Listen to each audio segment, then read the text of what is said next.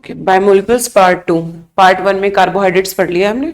Next जो है nucleic acid. Nucleic acid कहाँ हमारी बॉडी में प्रेजेंट है, कितना परसेंटेज प्रेजेंट है वो हमने देख लिया। टिश्यूज में न्यूक्लिक एसिड का भी परसेंटेज था, ठीक है, डीएनए और आरएनए की फॉर्म में। आइदर वो डीऑक्सीराइबो न्यूक्लिक एसिड प्रेजेंट होगा या फिर ribo nucleic acid. So basically nucleic acid is of two types. Nucleic acids कितने तरह के हैं? दो तरह के हैं। कौन कौन से? डीएनए और आरएनए। अब इन दोनों के अंदर है क्या वो हमने देखना है। डीएनए और आरएनए के अंदर डिफरेंस क्या है, ये एक बड़ा क्वेश्चन है यहां पे।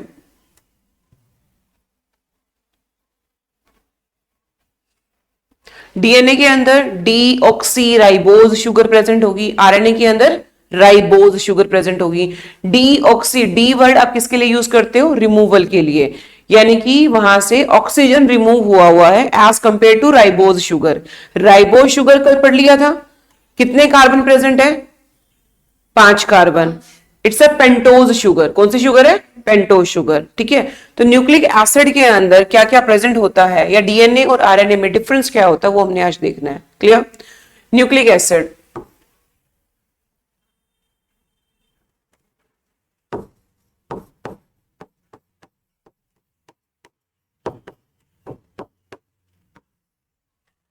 न्यूक्लिक एसिड चाहे डीएनए हो चाहे आरएनए हो, किससे बना होगा? यहां पे मोनोमर यूनिट क्या है? Monomer unit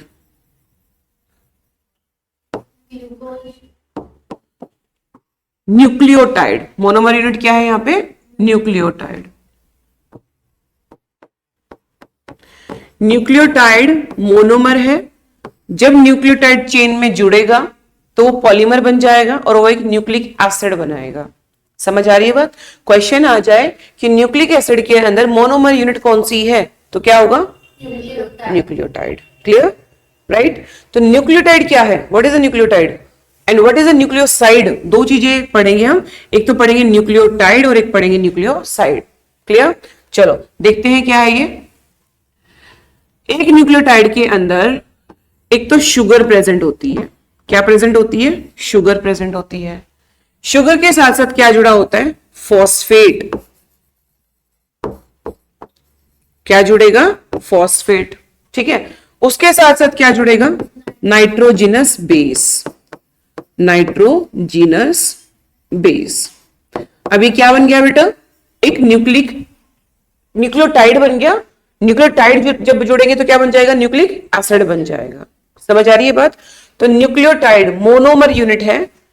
phosphate, sugar, nitrogenous bases, जब तीनों जुड़े तो हम बोलते हैं न्यूक्लियोटाइड। लेकिन न्यूक्लियोसाइड क्या है? What is nucleoside? Nucleoside side में क्या नहीं होगा? फॉस्फेट नहीं होगा। क्या नहीं होगा? फॉस्फेट नहीं होगा। जब इस न्यूक्लियोटाइड से फॉस्फेट हम रिमूव कर दें, क्या रिमूव कर दें? फॉस्फेट हम रिमूव कर दें, then that structure is known as nucleoside, right? So here we will have sugar plus nitrogenous base.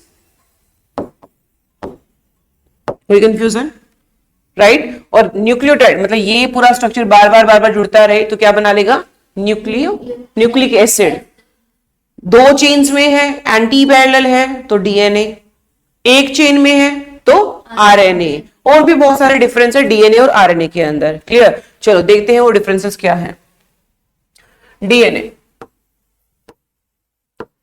Versus RNA. दूसरा क्या पढ़ेंगे? आरएनए। फुल फॉर्म हमें पता है, that is deoxy ribo nucleic acid and ribo nucleic acid. DNA क्या है? Deoxy ribo nucleic acid. और RNA क्या है? Ribo nucleic acid. ठीक है। हमने हर न्यूक्लिक एसिड में क्या देखा? शुगर प्रेजेंट होती है। क्लियर? शुगर जो डीएनए में प्रेजेंट होगी वो कौन से तरह की होगी? Deoxyribose sugar. कौन सी शुगर प्रेजेंट है? Deoxyribose sugar. लेकिन आरएनए में कौन सी शुगर प्रेजेंट है बेटा? Ribose sugar.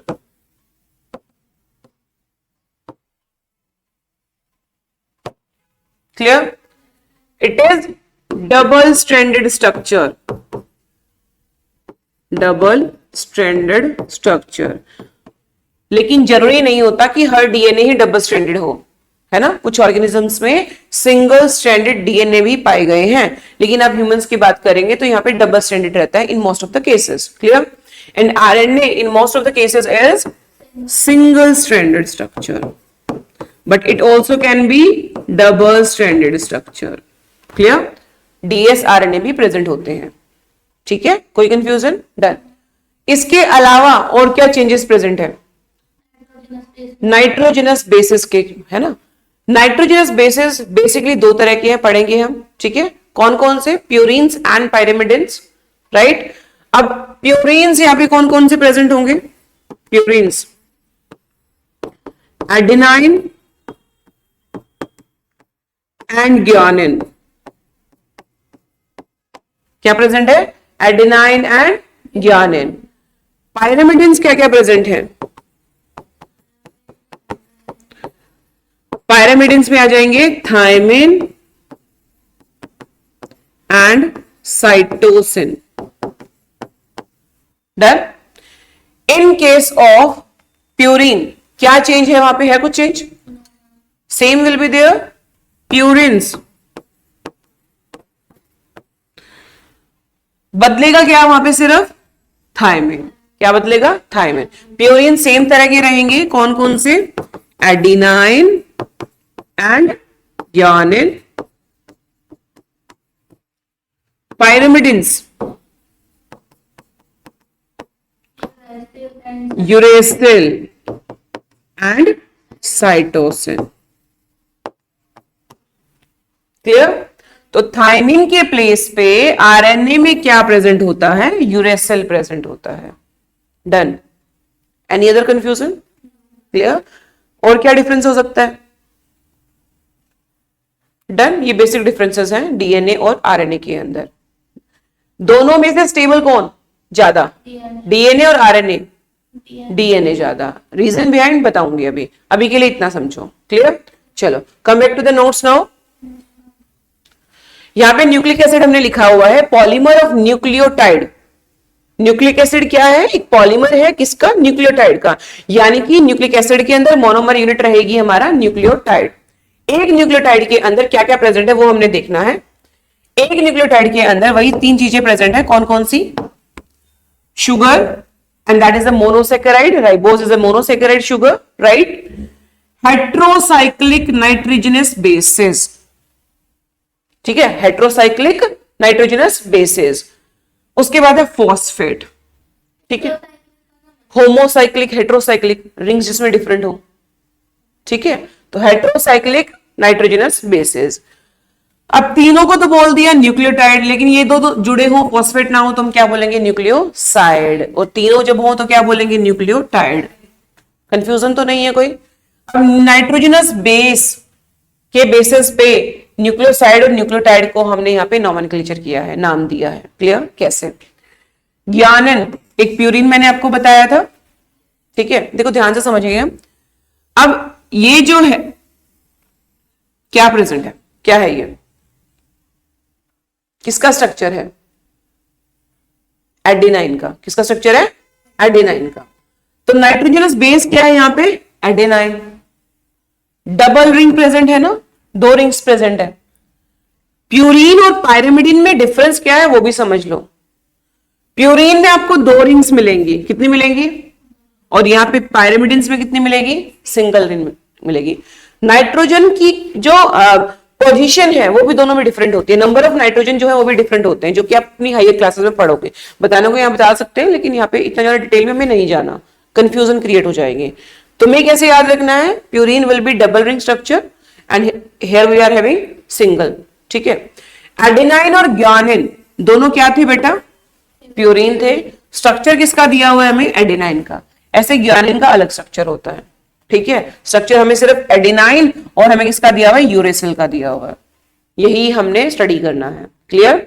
चलो अब देखो, एडेनाइन जब नाइट्रोजनस बेस हो, ये है शुगर, क्या प्रेजेंट है बेटा, शुगर, और यहां पे लगा देंगे हम फॉस्फेट, क्या अटैच कर देंगे, फॉस्फेट। अभी अटैच नहीं किया है, अटैच किसमें होता है, न्यूक्लियोटाइड में होता है। क्लियर, चलो ध्यान से समझेंगे इसको। देखो ये एक शुगर है, पेंटोज शुगर। कौन सी शुगर है, पेंटोज शुगर। कुछ इस तरह से बनाते हैं पेंटोज शुगर। कितने कार्बन होंगे, 5 कार्बन होंगे पेंटोज में, 5 कार्बन होंगे, लेकिन रिंग के अंदर कितने होंगे, 4 प्रेजेंट होंगे।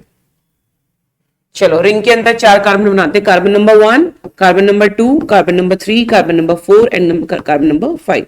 क्लियर, ध्यान क्या रखना, देखो बेटा सबसे पहले जब भी आप एक न्यूक्लियोटाइड का स्ट्रक्चर बनाएंगे तो सबसे पहले आप किसको ड्रॉ करेंगे, शुगर को। किसको ड्रॉ करोगे, शुगर को। ये मैंने शुगर ड्रॉ कर दी यहां पे। क्लियर, कार्बन 1 और ये कार्बन नंबर 5।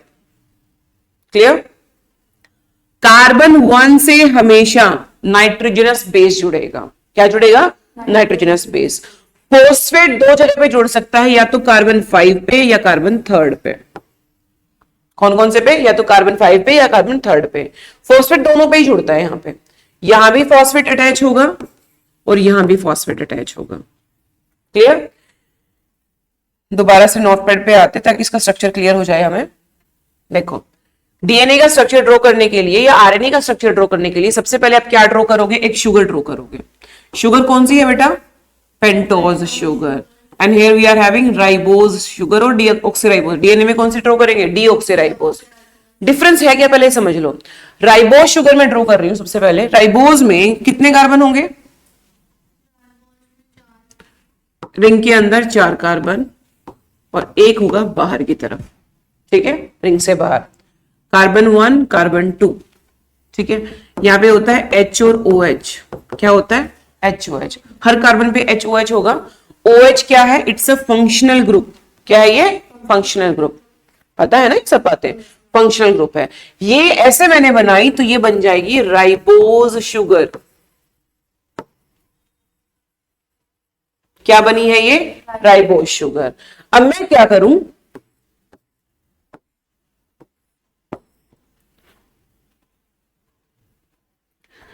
यहां तो ऑक्सीजन हो गई, कार्बन 1, 2, 3, 4, 5। कार्बन 2 से OH की जगह सिर्फ हाइड्रोजन आ जाए। सेकेंड कार्बन से ऑक्सीजन रिमूव हो गई है। ठीक है, अब सेकेंड कार्बन रिमूव हो गई तो क्या यहां पे फंक्शनल ग्रुप बचा, नहीं बचा, है ना। डीऑक्सी हो गया। क्या हो गया, डीऑक्सी। डी फॉर रिमूवल, किसका रिमूवल, ऑक्सीजन का रिमूवल। तो डीऑक्सी राइबोज से क्या बन गई, डीऑक्सी राइबोज शुगर। ठीक है, अब तुमने केमिस्ट्री में पढ़ा होगा कि जितने ज्यादा फंक्शनल ग्रुप उतना एक मॉलिक्यूल रिएक्टिव, पढ़ा है ना। अब फंक्शनल ग्रुप ज्यादा किसमें होंगे, राइबोज में कि डीऑक्सी राइबोज में, राइबोज में, क्योंकि जितने भी हैं उसमें से एक कमी है ना यहाँ पे फंक्शनल ग्रुप। तो मोस्ट स्टेबल कौन है, डीएनए। तो जेनेटिक मटेरियल कौन होना चाहिए, डीएनए की आरएनए, डीएनए। ये 12th क्लास का कॉन्सेप्ट है मॉलिक्यूलर चैप्टर का, मॉलिक्यूलर इनहेरिटेंस में पढ़ते होते हैं। डीएनए यहां भी काम आता है, वहां भी काम आएगा, 12th में वहां भी काम आएगा, वहां ज्यादा काम आएगा। क्लियर, तो ये आपका एक शुगर बन गया। क्या बन गया, शुगर। अब हमें डीएनए का स्ट्रक्चर बनाना है, पूरा स्ट्रक्चर बनाना है, तो हम कैसे बनाएंगे। अब राइबोज शुगर होंगे, डीऑक्सीराइबोज, डीऑक्सीराइबोज। क्लियर, इतना हमें क्लियर हो गया। मैंने यहां पे बनाई शुगर। ठीक है, शुगर में कार्बन जरूरी नहीं है क्योंकि केमिस्ट्री नहीं पढ़ रहे लगाने की, सिर्फ आप इस तरफ से भी रिप्रेजेंट कर सकते हो इसको। ठीक है, करने को कर भी सकते हो। ठीक है, कार्बन 1 से हमेशा क्या जुड़ेगा, nitrogenous base. Nitrogenous base DNA में कौन कौन से हो सकते हैं, A, T, G, C। इनमें से कोई भी जुड़ सकता है, किसी को भी आप यहां पे जोड़ सकते हो।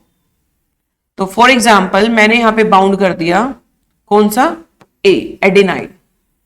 ठीक है, शुगर भी है, नाइट्रोजनस बेस भी है। अब इसको क्या बोलोगे आप, न्यूक्लियोसाइड। कैसे याद करना, याद करने का तरीका समझ लो, न्यूक्लियोसाइड यानी कि नाइट्रोजनस बेस हो और क्या प्रेजेंट हो, शुगर प्रेजेंट हो। न्यूक्लियोसाइड में दो चीजें हैं, नाइट्रोजनस बेस और शुगर। न्यूक्लियोटाइड, फॉस्फेट, ऐसे याद कर सकते हो, दोनों में टी आ रहा है।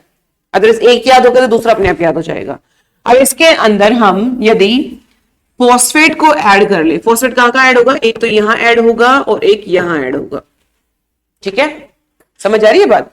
एक होगा कार्बन 3 पे, एक होगा कार्बन 5 पे। डन। ये एक बन गई न्यूक्लियोटाइड। क्या बन गई? न्यूक्लियोटाइड। क्लियर? अब न्यूक्लियोटाइड मैंने कहा था चेन में जुड़ेंगे। किसमें जुड़ेंगी? चेन में जुड़ेंगे। तो चेन में कैसे जुड़ती हूं देख ले। एक न्यूक्लियोटाइड, मैं दूसरी न्यूक्लियोटाइड ड्रॉ करूंगी। अब वही से सेम शुगर जुड़ गई। शुगर, शुगर के बाद क्या जुड़ेगा? Nitrogenous base. ए है, कुछ भी ए भी ले सकते हो दोबारा से, कोई दिक्कत नहीं है। मैंने मान लो जी ले लिया। ठीक है, यहां पे तो देखो phosphate can bind with carbon 3 और ये हमारा क्या है? कार्बन 5। ऊपर वाली नाइट्रोजनस बेस से कार्बन 3 से जुड़ेगा, नीचे वाले के 5 से जुड़ेगा, तभी तो लिंकिंग होगी। जोड़ना तो है इसको। ये देखो बॉन्ड, फॉस्फेट का बॉन्ड हो गया ना, दो जगह पे जुड़ रहा है कि नहीं जुड़ रहा? इस बॉन्ड को आप क्या बोल सकते हो? Name the bond. बॉन्ड को नाम दो। Phosphodiester bond. क्या बोलेंगे? Phosphodiester bond. ये तो देख के पता लग रहा है ना, फोस्फेट जुड़ रहे हैं, दो जगह जुड़ रहे हैं, जुड़ेंगे तो क्या होगी? एस्ट्रिफिकेशन होगी। तो फोस्फो डाइएस्टर बॉन्ड। क्लियर? ठीक है। अब और कहां पे बॉन्ड है? ये कार्बन यहां से भी तो जुड़ा है। ये कौन सा बॉन्ड है? Glycosidic linkage. क्या बोलेंगे? शुगर जुड़ रही है ना, तो ग्लाइकोसिडिक लिंकेज। कौन सा बॉन्ड है? Glycosidic linkage. बट ये लिंकिंग शुगर से ही कर रहा है ना, बाय डिहाइड्रेशन। Glycosidic linkage. ठीक है, दो बॉन्ड्स आ गए। क्लियर? कोई कंफ्यूजन? अब देखो ऐसे ऐसे करके हम कितने सारे न्यूक्लियोटाइड जोड़ सकते हैं, तो बन जाएगा न्यूक्लिक एसिड। क्या बनेगा? Nucleic acid. समझ आ रही है बात? लेकिन आप डीएनए बना रहे हो तो डीएनए में डबल स्ट्रैंड दिखाना पड़ेगा। तो दूसरे स्ट्रैंड आपस में कैसे जुड़ेगी? एक स्ट्रैंड तो बन गई बाय फॉस्फोडाइस्टर बॉन्ड। कौन से बॉन्ड से? Phosphodiester bond. लिंकिंग किससे हुई है? फॉस्फोडाइस्टर बॉन्ड से हुई है। अब क्या हो कि दूसरी चेन बनाने के लिए क्या होगा? मान लो यहाँ पे देखो शुगर आपने अब सीधी बनाई थी, दूसरी चेन बनाने के लिए आप हमेशा उल्टी शुगर बनाएंगे। इस बात का ध्यान रखेंगे। दो है तो मैं पहले से दो ड्रॉ कर लेती हूं, बार बार ड्रॉ करने की जरूरत नहीं पड़ेगी।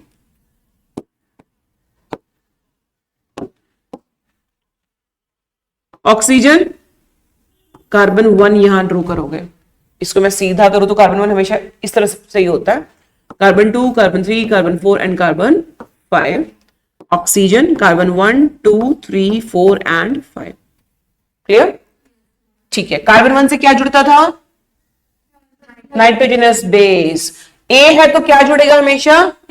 टी जुड़ेगा। ये बात याद रखनी है। ए है तो टी, टी है तो ए, सी है तो जी, जी है तो A. A will always pair with T, यानी कि adenine will always pair with thymine. With how many hydrogen bonds? 2 hydrogen bonds. कितने हाइड्रोजन बॉन्ड्स है? 2 हाइड्रोजन बॉन्ड्स है। यानी कि ए है तो मैंने 2 हाइड्रोजन बॉन्ड्स यहां पे लिखे है ना, और यहाँ पे क्या आएगा? टी आएगा, और ये फिर से ग्लाइकोसिडिक बॉन्ड से जुड़ जाएगा। ठीक है। सेम जी है तो क्या आएगा? C. But here we will have 3 hydrogen bonds. क्या हम इनको डबल और ट्रिपल बॉन्ड्स बोल सकते हैं? नहीं बोल सकते। इस बात का ज्ञान बहुत पहले मैं दे चुकी हूं, है ना? पता है? याद है कि दोबारा बताऊं? याद है? चलो, स्नेहा को याद नहीं है। चलो, यहां से फिर ग्लाइकोसिडिक लिंकेज से जुड़ गया है। बीच में इसको भी तो जोड़ोगे फॉस्फेट से, फॉस्फोडाइस्टर बॉन्ड। Phosphodiester bond. अब क्वेश्चन आ जाए, how many types of bonds are present in there? 3। What are these? Phosphodiester bond, glycosidic linkage and hydrogen bonding. Third क्या है? Hydrogen bonding. अब और क्या बताना है यहाँ पे? देखो समझो, ये कौन सा कार्बन था? 5th carbon. ये फॉस्फेट अभी फ्री है, एक और कार्बन से जुड़ने के लिए, थर्ड कार्बन से जुड़ने के लिए, तो इसका कौन सा एंड फ्री हुआ? 5 end, then it will be known as 5 end. क्या बोलेंगे इसको? ये कौन सा कार्बन फ्री है बेटा हमेशा? मतलब यहाँ पे फॉस्फेट जुड़ेगा ऑफ कोर्स, बट फ्री है ना फॉस्फेट आपका, तो क्या है? 3 एंड। क्या बोलेंगे? 3 एंड। उधर देख लेते हैं 1 2 3 कौन सा फॉस्फेट फ्री है? 3 एंड वाला, यानी कि 3 एंड, और ये हमारा हो जाएगा 5। तो इसीलिए आपका डीएनए रन करता है 5 end to 3 end 3 end to 5। कोई कंफ्यूजन? क्लैरिटी हो गई? रट्टा मार लेते हैं हम चीजों का, लेकिन हमें समझना आना चाहिए, क्योंकि क्वेश्चन नीट में रट्टे से काम नहीं चलेगा। क्लियर? क्लियर है? कोई कंफ्यूजन? डीएनए स्टेबल ज्यादा क्यों है? समझ आ गया? ठीक है, चलो come back to the notes. वही सब चीजें हैं यहाँ पे, बस यहाँ पे नॉमेनक्लेचर पे हम पढ़ रहे थे और कहीं और ही पहुंच गए। नॉमेनक्लेचर समझ लो। देखो, adenine as a nitrogenous base होगा तो न्यूक्लियोसाइड को बोलोगे एडिनोसिन। क्या बोलोगे? शुगर जब एडेनाइन से जुड़ गई तो क्या बोलेंगे? एडिनोसिन। और इसी एडिनोसिन के साथ फॉस्फेट भी जुड़ जाए तो क्या बोलेंगे? Adenylic acid. क्या बोलेंगे? इस मोनोमर यूनिट को बोलेंगे ना? हाँ हाँ बिल्कुल, एडिनाइलिक एसिड। जब एडेनाइन न्यूक्लियोटाइड में है तो एडिनाइलिक एसिड। ग्योनाइन के साथ शुगर जुड़ जाए ग्योनोसिन, फॉस्फेट भी जुड़ जाए तो ग्योनोलिक एसिड, ग्योनोलाइक एसिड। ठीक है, नेक्स्ट है थाइमीन से जुड़ जाए शुगर तो क्या बोलोगे? थाइमिडाइन। प्यूरिन और पायरामिडिन को कैसे पहचानना है? प्यूरिन्स, आई नहीं आ रहा है पीछे, डाइन, डाइन ही आ रहा है पीछे। ठीक है, तो थाइमिडाइन, साइटिडाइन, यूरिडाइन, ये यूरिडाइन है। क्लियर? और अब क्या आ जाएगा? थाइमिडाइलिक एसिड, वही सेम, आइलिक है बट यहाँ पे डी आ जाएगा हर जगह, क्योंकि ये पिरामिडिन्स हैं, डी वर्ड से। ठीक है, तो साइटिडाइलिक, यूरिडाइलिक। कोई कंफ्यूज है? पक्का? स्ट्रक्चर हो जाएंगे लर्न, करने पड़ेंगे। ठीक है, कोई तुम्हारे पास इसके अलावा ऑल्टरनेट है नहीं है। तो this is all about the DNA. Clear? Ribose sugar and uracil exist in RNA. Ribose sugar और यूरेसिल आपने कहां देखा था? आरएनए में। डीऑक्सीराइबोस शुगर और थाइमिन कहां प्रेजेंट होते हैं? डीएनए में। डीएनए और आरएनए फंक्शन करते हैं एज ए जेनेटिक मटेरियल। ठीक है, वॉटसन और क्रिक ने सबसे पहले इसका मॉडल दिया था। और देखो डीएनए बहुत सारे तरह के होते हैं, बी डीएनए, जेड डीएनए। तो वॉटसन और क्रिक ने मॉडल जो दिया था दैट इज बी डीएनए। क्या दिया था? And this data is based on the X-ray diffraction data that you will study in molecular inheritance. Clear? Molecular basis of inheritance chapter में आप पढ़ोगे।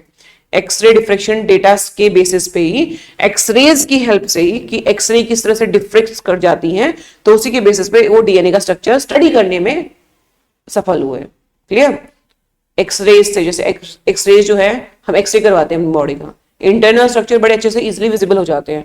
इसी तरह से डीएनए को स्टडी करने के लिए एक्सरेज का यूज किया गया था। ठीक है, क्लियर?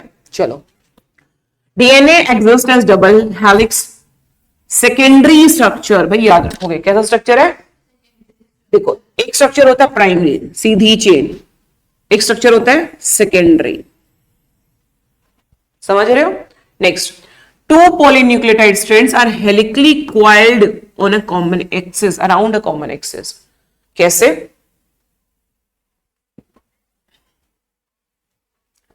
कुछ हमारे केमिस्ट, यानी कि जो केमिस्ट्री जिनका पार्ट है, वो कुछ इस तरह से डीएनए को बना देते हैं।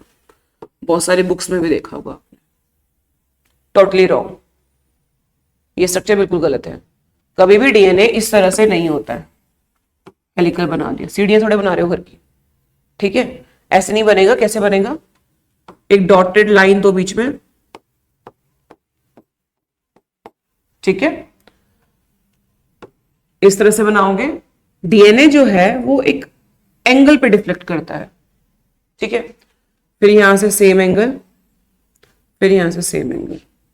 ठीक है, अब दूसरी स्ट्रैंड बनाते हुए हमें ध्यान देना है कि दूसरी स्ट्रैंड भी इसी तरह से ही बनाई जाए। देखो समझो, इस स्ट्रैंड में क्या लग रहा है कि ये डिस्टेंस बहुत ज्यादा है, और ये डिस्टेंस तो है ही नहीं कुछ इतना ज्यादा, है ना, बट डिस्टेंस आप कहीं भी लो, 3D स्ट्रक्चर की तरह इमेजिन करो, it should be same.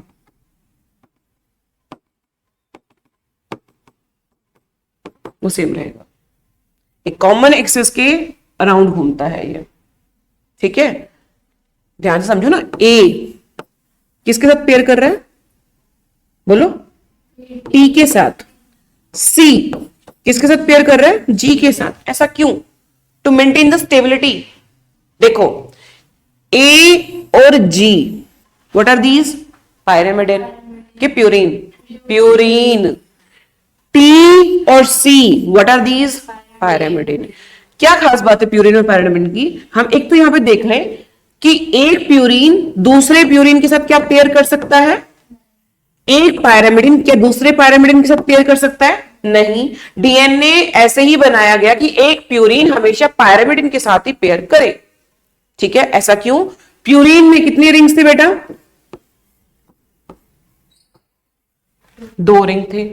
Pyrimidine में कितनी रिंग है, सिंगल रिंग है। तो एक डबल रिंग वाला स्ट्रक्चर एक सिंगल रिंग के साथ ही बाइंड करना चाहिए। यदि दो, कुछ कुछ जगह पे ऐसा होता कि दोनों डबल रिंग वाले होते, एज्यूम करो, तो वहां पे स्पेस ज्यादा चाहिए होता, और जहां पे सिर्फ सिंगल वाले होते वहां पे कम स्पेस चाहिए होता, तो स्टेबिलिटी कहां जाती डीएनए की? क्लियर? कोई कंफ्यूजन? तो ये भी एक स्टेबिलिटी का कारण है कि एक प्यूरिन हमेशा पायरामिडिन के साथ ही पेयर करता है डीएनए में। क्लियर? बट आरएनए में ऐसा कुछ है नहीं, तो हम डिफरेंस के बेसिस पे नहीं दे सकते उसको। बट डीएनए क्यों स्टेबल है तो हम ये दे सकते हैं। बट क्वेश्चन आ जाए डीएनए आरएनए से ज्यादा क्यों स्टेबल है, तो हम क्या बोलेंगे, due to the deoxyribose sugar present in DNA. Clear? तो क्वेश्चन के आंसर बहुत हो सकते हैं, लेकिन किस क्वेश्चन में क्या आंसर देना है that should be pre decided. और वो होता भी है, आंसर की जब टीचर्स को मिलती है तो वो लिखा होता है कि इतना ही लिखना था। बहुत ज्यादा लिख के भी हम महान नहीं बनते हैं वहां पे। क्लियर? कोई कंफ्यूजन? डन। चलो देखो, वॉटसन और क्रिक ने क्या बोला, क्रिक ने सेंट्रल डॉगमा भी दिया था, ये भी याद रखना। सेंट्रल डॉगमा क्या है, हमारी बॉडी का सेंट्रल डॉगमा क्या है, डीएनए से बनता है, आरएनए आरएनए से बनता है प्रोटीन, और वो प्रोटीन हमारी बॉडी में डिसाइड करता है कि हमारा कैरेक्टर कैसा होना चाहिए। दैट इज सेंट्रल डॉगमा, जो कि मॉलिक्यूलर चैप्टर में पढ़ोगे। इसके बाद मॉलिक्यूलर चैप्टर स्टार्ट करेंगे क्योंकि they too are related. So DNA double helix है, हमने पढ़ लिया। 2 पॉलीन्यूक्लियोटाइड स्ट्रैंड्स हैं, हेलिकली कॉइल्ड है यहां पे, ठीक है। एंटी पैरेलल चलती है, समझा दिया, अपोजिट डायरेक्शन में है हमेशा, due to maintain its stability again. Otherwise क्योंकि आपका देखो वो अपने आप ही रोटेट हो जाएगी शुगर तो आपकी, क्योंकि नाइट्रोजनस बेस को किसके साथ जुड़ना है, कार्बन 1 के साथ। कार्बन 1 दूसरी साइड होता ना, सीधी शुगर बनाती, कुछ इस तरह से मैं दूसरी साइड की भी शुगर बनाती, तो कार्बन 1 तो यहां आता, यहां नाइट्रोजनस बेस था, तो ये अपने आप रोटेट हो जाता है, जैसे मैग्नेट्स होती है ना, वैसे ही अपने आप रोटेट हो जाएगा ये, due to bonding. Clear? Next, A or G of one strand compulsorily base pairs with T or C respectively on the other strand. क्या बोलते हैं कि A will pair with T and G will pair with C. Clear? Next, always 2 hydrogen bonds exist between A and T and 3 hydrogen bonds will exist between G and C. Double triple bond हम नहीं बोलेंगे, ठीक है। Next, phosphate moiety किसके साथ link कर रही है, third carbon of 1 nucleotide and 5th carbon of the succeeding nucleotide, ठीक है। Next, nitrogenous base are perpendicular to the backbone of face inside. क्या बोल रहा है, ये बैकबोन है, इसके परपेंडिकुलर पे ही तो है ना। बैकबोन किसकी बनी है, फॉस्फेट और शुगर की। यदि आपको केमिकल स्ट्रक्चर ना बनाना हो, एक ऐसे रिप्रेजेंट करना हो डीएनए को, तो कैसे करते हो, शुगर शुगर किसके साथ जुड़ी है, फॉस्फेट के साथ, ठीक है। दूसरी स्ट्रैंड शुगर जुड़ी किसके साथ है, फॉस्फेट के साथ। शुगर और फॉस्फेट माना जाता है ये बैकबोन है। क्या है ये, बैकबोन। अब बैकबोन के कौन से एंगल पे नाइट्रोजनस बेस है, 90 degree, that's why they are perpendicular. क्या है ये, perpendicular. Done. At each step of the ascent, strand turns 36 degree Celsius. मैंने ना एक एंगल पे मुड़ती हैं 36 डिग्री पे। कितने पे? 36 डिग्री पे। एक कंप्लीट टर्न में 34 आर्मस्ट्रॉन्ग का एरिया रहता है, एक कंप्लीट टर्न। कैसे? ये ऐसे घूम गया, फिर ऐसे घूम गया, यानी कि यहां से लेके यहां तक कितना है? 36 आर्मस्ट्रॉन्ग। ठीक है, कितना है? 36 आर्मस्ट्रॉन्ग। नेक्स्ट, ये स्ट्रक्चर आ गया। इसे में देखो कुछ इस तरह से बनाया हुआ है, ना कि पूरा ऐसे राउंड कर दिया, है ना। ये डिफरेंस शुड बी सेम ना, ऐसे तो हो ही नहीं सकता। ये सीधा है, सीधा स्ट्रक्चर है, इसको ऐसे मोड़ दिया है, तो ये बीच का स्पेस तो कम नहीं होगा ना। ठीक है, कुछ मूवीज में स्टेयर्स भी देखेंगे इस तरह की, तो बीच में जो स्टेयर की विड्थ है वो तो सेम रहेगी। ठीक है, कौन सी मूवी में देखा था बहुत सारी में होती है ऐसे तो। सबसे ज्यादा? कौन सी मूवी का याद है? याद करते रहे। जिसमें से हीरोइन ऐसे स्टेयर में से ऐसे घूम घूम के नीचे आई थी और मर गई थी बेचारी। कोई नहीं, कौन सी याद करते रहना। ठीक है, चलो इधर आ जाओ वापस से। ये देखो, ये तो एस्टर बॉन्ड है। कौन सा बॉन्ड है? एस्टर, यानी कि फॉस्फर डायस्टर। क्या बोलेंगे? Phosphodiester. 2 hydrogen bonds, 3 hydrogen bonds, and this is the glycosidic bond. Bonding दिखा रखी है, पढ़ा चुकी हूँ। So this is all about DNA. Any question? No ma'am. पक्का पक्का?